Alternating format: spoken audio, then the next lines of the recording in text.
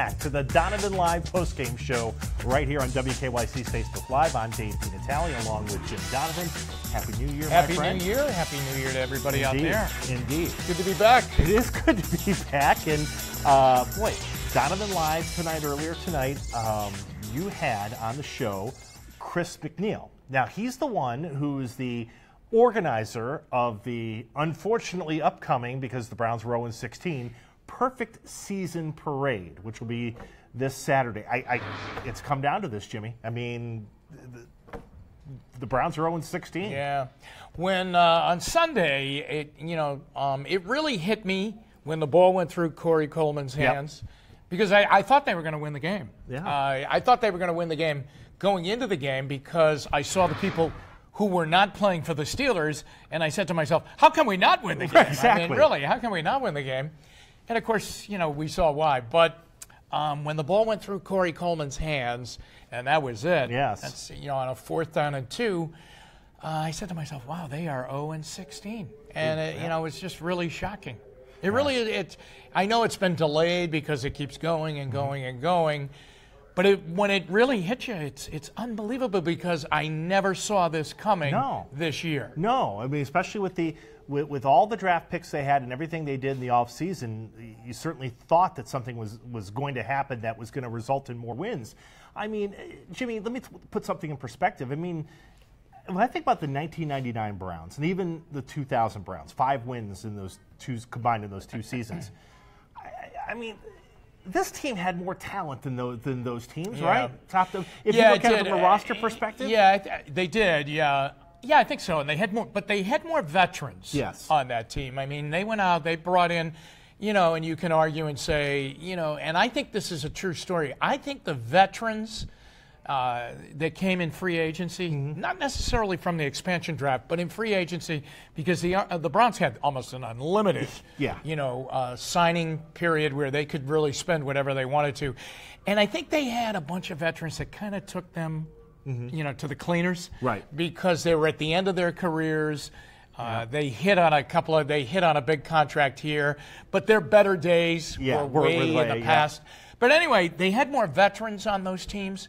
But the other thing they had was they had a veteran quarterback, at least present. Yes. They had Ty Detmer. Yeah, and then Peterson was there in year 2. They had a bunch of guys that came in. But you're right. I mean, they had Doug Peterson come in to go along with Couch or some of the other people that came in and played. But the fact that I think that's the biggest sin that was committed in the construction of this season, and that was I do believe they have more talent than those teams.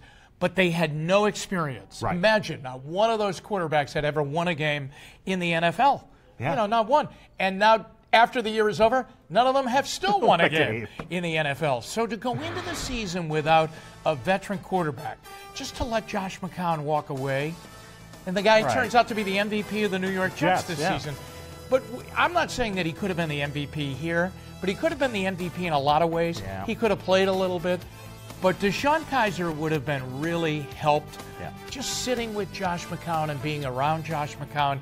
And after a day where he throws a couple of interceptions, sitting with Josh McCown there, and that would have helped a great deal. More so, much more so than any of the coaching that he would get from Hugh or from David Lee.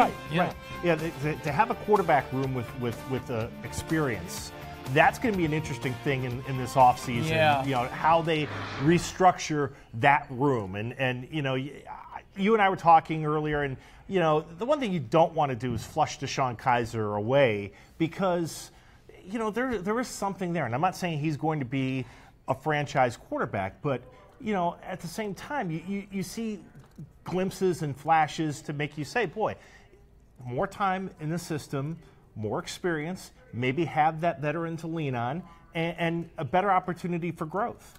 Your friend and my friend, Tony Grossi, wrote a column at the end of last week, which was in the form of a letter to DeShone Kizer.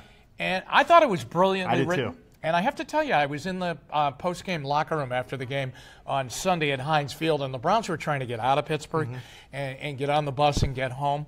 And so the locker room was really in a frenzy to get out of there. And, of course, they had just gone 0-16. Yeah. Kizer, after his press conference, came back into the locker room and sought out Tony Grossi. And I know this because I was standing right there. and thanked him for the column, shook his hand and said, hey, thank you very, very much for what you said and to take the time to do that. If you haven't read it, I think you can go back. I think and you read can go back it. at ESPN Cleveland and check that out. But just to give you kind of the Cliff Notes version of that, I mean, he said, you were let down by a lot of people. Yes. You were let down by the coach. You were let down by the offensive scheme. Yep. You were let down by the front office that didn't give you a Josh McCown or a veteran quarterback to lean on. You were let down to have to throw the ball 30, 40 times a game when they didn't have they didn't use the running game at all. Right. You were let down by Kenny Britt. Yeah, by Kenny Britt, by being around Kenny Britt. Yeah. I thought it was I think it really kind of, tied up the season for him. Listen, I was a fan of his at Notre Dame. And I struggled a little bit watching him this year. I thought he played well Sunday in Pittsburgh. Too. You know why? He was tough, and he hung in there. Yeah. I've seen a lot of guys be very, very, tiptoe through Heinz Field and get out of there alive. I thought he took a lot of hits, got sacked 6 times, I think, in the game, and still was right in there fighting right up until the end. And if some other people had done some things on the other end of plays, then maybe, they win the ball game. But I would not flush the whole year on DeShone Kizer. Yeah. They've put in a ton of work with him. And, he goes into, you keep him in the system, as you said.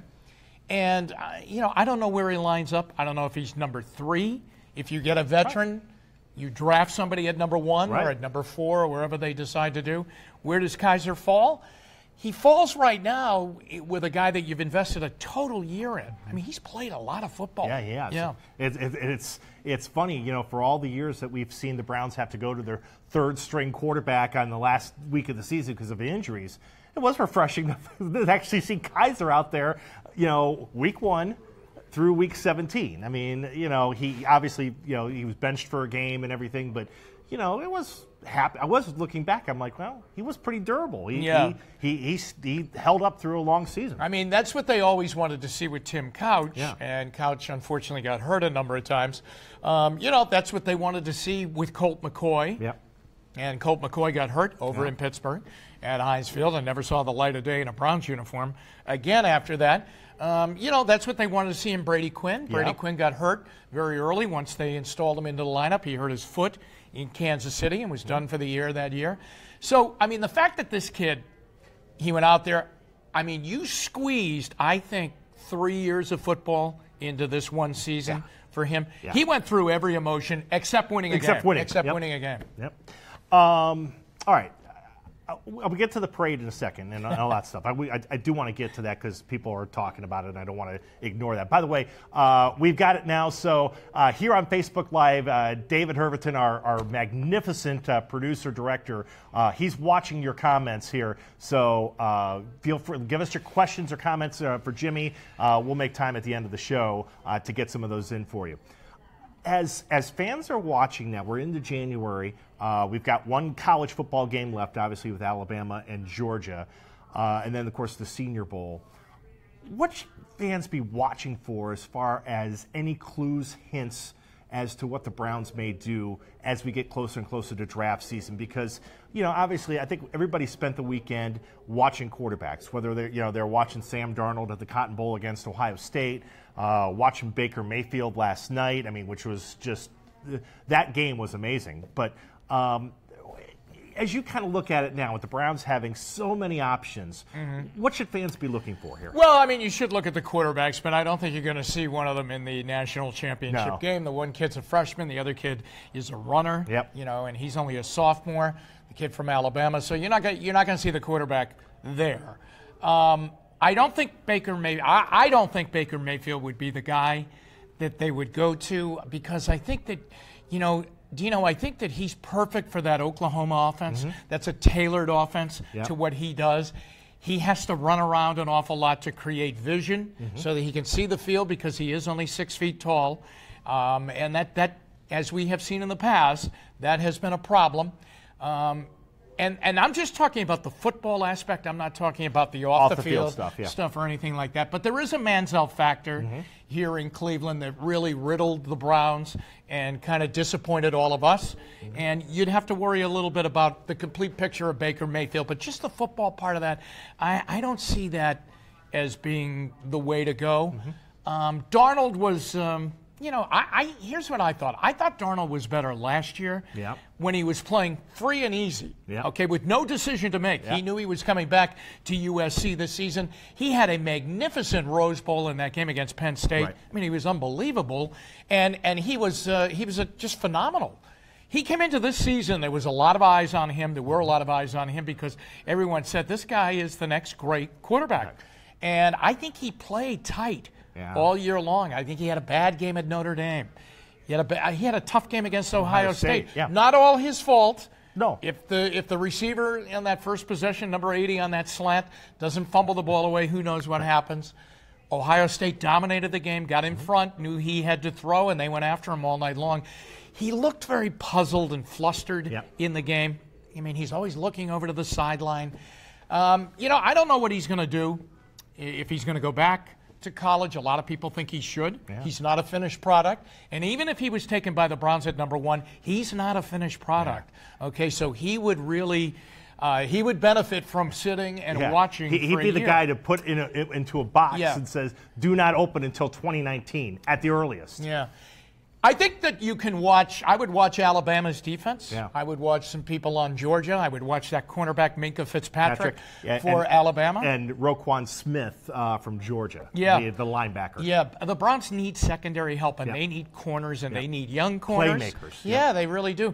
I mean, this team, they had, I think when Peppers had the interception the other day, that was only their 6th interception of the season. They hadn't had one since late November, They didn't have a takeaway for 6 games. So you got to get the ball, and I think the Browns feel that once Ogba comes back and Garrett's healthy, the pass rush probably will be there up front, but they need linebacker help, and they definitely need corners.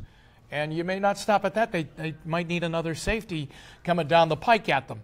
On the other side, a lot of people think they need a running back, and I think that Crowell is going to go into free agency and probably sign somewhere. And I think he's going to get a good deal somewhere because I think statistically, analytically, if you look at him, his numbers are really good. That would tweak some team, his yards per carry. Now, the fact is he didn't get enough carries here. I don't know why, and I don't think it was always scoreboard dictated. But I think Crowell's going to go. I think he's a little fed up. Maybe if there was a coaching change, he would have had a shift in thought. But I do believe he's going to hit free agency, and I think he'll get a deal somewhere else. I think they need a running back. You can look at, the two of them from Georgia, are pretty good. I mean, I'll tell you that. I watched the kid from Penn State. I thought he was, Barkley. I think he's pretty sensational. Yeah, he's a great kid.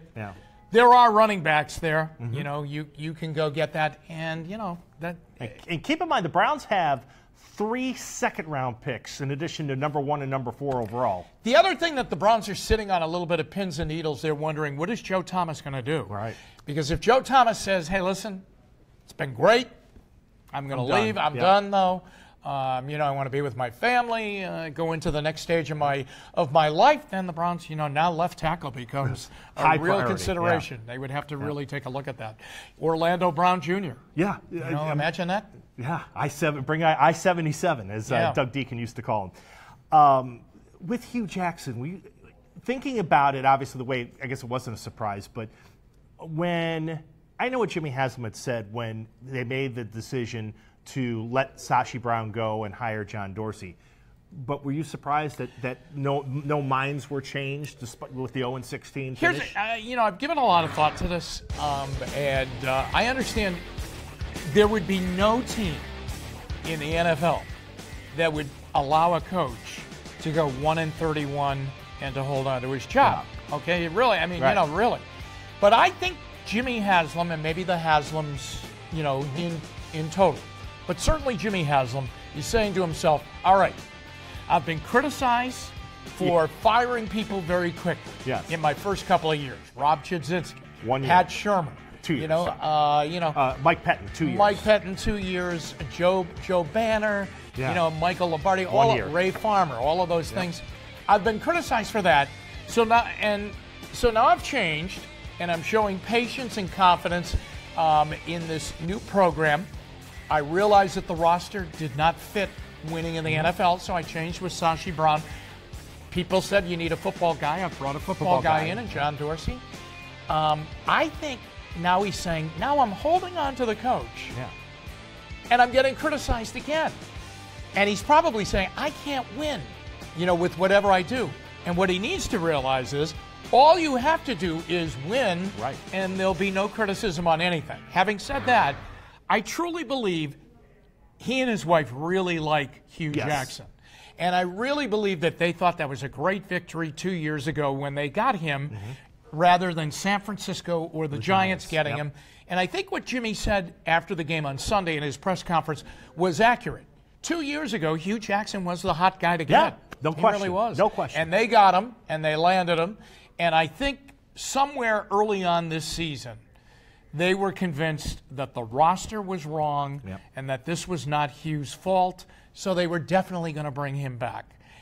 Now, the other thing is that John Dorsey had to know this when he took the job. That had to come up, as far as, hey, what are we going to do about the coach? Right. I want to keep the coach. Now, John Dorsey, remember, could have probably interviewed for the Giants job. Yeah. And there would have been or all the jobs that have opened up right now. But certainly the Giants job. Yeah. And, that was a clean slate. You would have been able to hire your own coach. So he must have been okay with it, too. Which I'm stunned by that because, this is a football guy, a guy who he played, he rose through the ranks. You see John Dorsey there now.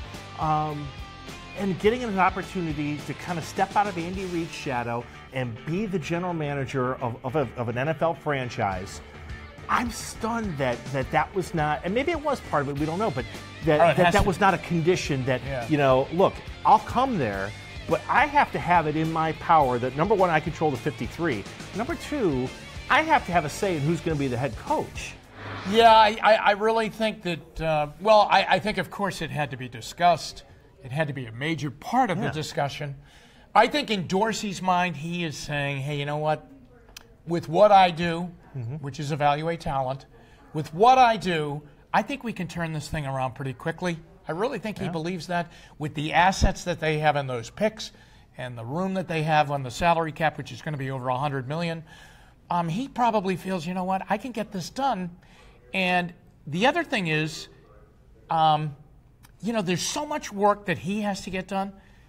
I think he realizes the owner likes Hugh Jackson. Yeah.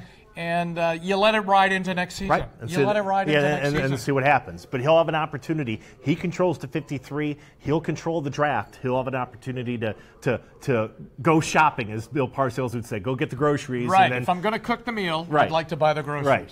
He'll at least have an opportunity to buy the groceries, and then Hugh will have to cook the meal and see what happens. All right, last thing. So many things to catch up on. This is great to have us back here. But I did mention at the start that this idea that on Saturday, Chris McNeil organizing it. They wanted to do it They were going to do it last year. The Browns got the win. They ended up donating that money to, I believe, the Cleveland Food Bank. This year they're going to do it because, the Browns are 0-16. It's going to be on Saturday. Right now on Facebook, I checked before we went on. There are about 6,000 people that on Facebook have said they're going to be there Saturday. And I know Betsy's saying the weather forecast is going to be like below 10 degrees, I think, for the parade. Thousands more have expressed interest. I don't know how many people are going to be there. I don't ever want to tell people how to spend their time and energy. You do what you want to do. But it's come down to this, that we're going to have hundreds, maybe thousands of people walking around First Energy stadiums on Saturday because we've got an 0-16 football team. Well, it has come to this. Yeah. There are ramifications, I guess, when that type of thing happens. It hasn't happened much. It hasn't happened since 2008 when the Lions did it. It's like you say. It's the freedom of speech. Yeah. I think it's more of a protest. Yep. Than it is a parade. And that's what Chris. By the way, we have the link on right now here on this post at WKYC.com. Though Jimmy's interview with Chris McNeil. He even said it. He goes, "We're calling it a parade, but really it's a protest." It's a protest to the way things have been going. Yep. To the way the team's been being run, and to the loss of affection by Browns fans for the product and the team and the franchise that they fought so hard to root for, to get back when they left. and to enjoy once again, and that enjoyment has really been completely stalled by the fact that they feel they've been mismanaged. Yeah. So, I mean, it's freedom of speech, it's all of those things.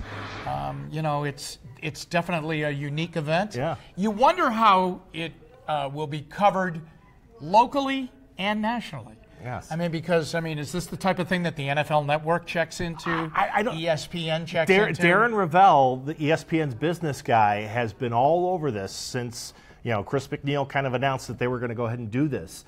And so he's been tweeting about it nonstop. I know myself and probably Matt Florjancic and Ben Axelrod of our digital team will have some kind of a role. We'll be around for this thing. Somebody asked on Twitter if you were going to be there. And you know what? That's the day I clean the horses' stalls. Sorry about it. It's priorities. Yeah, sorry. Really, those stalls have to be cleaned. Right. You got to do what you got to do. You know what? I don't know. I don't know. I really don't know. I wish Corey Coleman had caught the pass. Me too. And then they cover the last 11 yards and win the game. Yep. All right, David Herverton, front and center. What do we have from the fans? A lot of you have put questions and comments there on Facebook, and let's see, what do we have there, Herv? Well, our first question is from Tristan, who wonders, do you think the Browns will rebound in 2018, this year, the next season, especially with Hugh Jackson remaining on as coach? So, I think that, I think they will. Mm-hmm. I think that it was tough playing as many young players as they did, but they did play, and they need to cash in on that experience, as I mentioned about Kaiser. But other guys, too, Peppers and Njoku, all these young players that went in there, Ogunjobi, Myles Garrett, all these guys played a lot of football, okay? And I think that will help them. I think that there's going to be a tremendous, effort to bring some kind of veteran leadership, but a certain kind of veteran. Right. Okay, a certain kind of veteran. Maybe a veteran that's just finishing up a first contract. Right. Not somebody who's like 33 years old. No, because, I don't think that, that's when you get burned in free agency. You're paying, for a guy's past rather than what he can still do.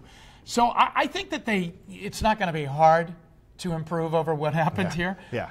But I think a significant number you need to look at 5 or 6 wins. Yeah.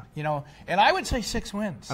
I think 6 wins would be attainable, and I think it would signify that the program has started to pay off a little bit. Yeah, and look, this is not the Dallas Cowboys, but that Jimmy Johnson's first year they were 1-15. Second year, there was after they cashed in on the Herschel Walker sweepstakes and ended up having a ton of draft picks.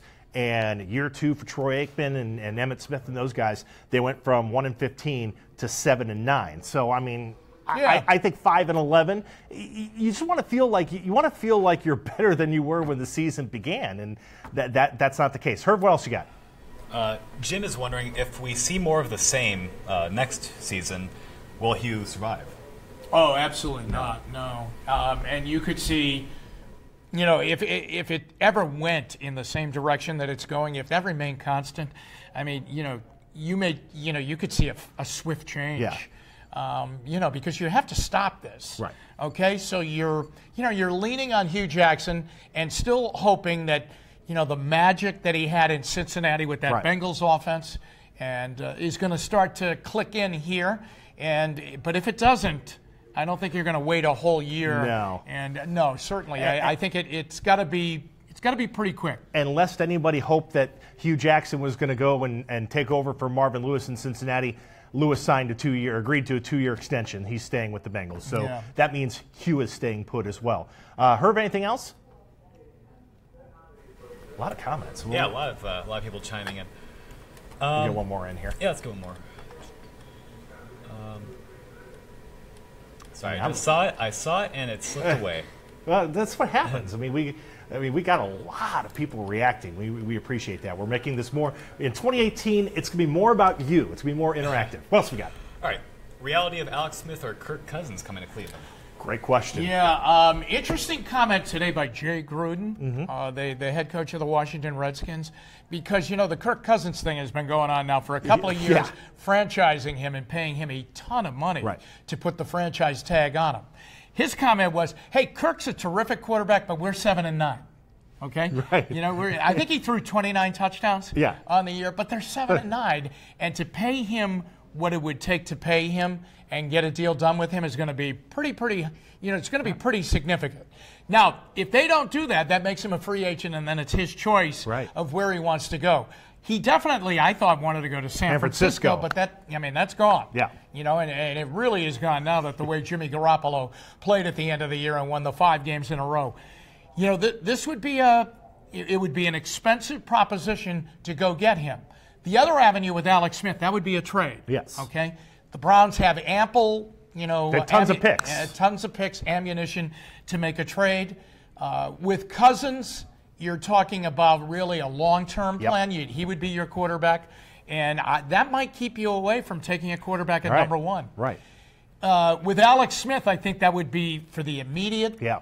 You know, get him in there. He's your bridge. He's a bridge guy, and you could still take the quarterback at number 1. And you've got Kaiser, who has played 1 full year. So there's different ways to do that, but you know, the other name to throw in there is A.J. McCarron. Right. Because remember, they basically had a deal done to get him that seemed to be driven by Hugh Jackson. Right. So I think the first 2 names, though, Cousins and Alex Smith, with a lot of people thinking that John Dorsey's knowledge of Alex Smith, he was involved in the Alex Smith deal when they went to Kansas City, that might be. Well, it's interesting because, you know, Alex Smith was the kind of the bridge to Colin Kaepernick in San Francisco, and then he's apparently going to be the bridge to Mahomes now in Kansas City. But Jimmy, he's played well. I mean, he helped those 49er teams get to the playoffs. And I think they went to an NFC championship game. Now, he didn't play all the games, but, I mean, he started that season. And, I mean, he's played well in Kansas City and gotten them to the playoffs. He hasn't played badly. Yeah. No, he didn't. I mean, there was that one playoff game in Indianapolis where they should have won the game, and then Andrew Luck got red hot, and it was more the Kansas City defense couldn't stop the Colts in that game. A little bit disappointing, I think, in the game last year against Pittsburgh. Yeah. You know, that they lost. They had home field advantage. And he takes them into the playoffs again right now. But there's no question, you're right. Yeah. I mean, their eyes are on Patrick Mahomes and what he's going to do. After all, they played him in the last game of the season. Smith would be an interesting guy to bring here. You know, that's what they have to do. I think that's imperative that they bring a veteran quarterback in here. I think it was the biggest miss in constructing that final roster this year. Yeah, and they knew it wasn't going to be Osweiler. Right. But just kind of casually letting McCown walk out the door or wanting him to be a coach or something. It ended up just being bad for everybody. Jimmy, great stuff. Good to see you. Good to see you. Good to be see back. You all. Yes, indeed. We'll be back tomorrow. So until then, for Jim Donovan, for David Herberton, I'm Dave DeNatale. Thank you so much for watching and taking part here on the Donovan Live Postgame Show.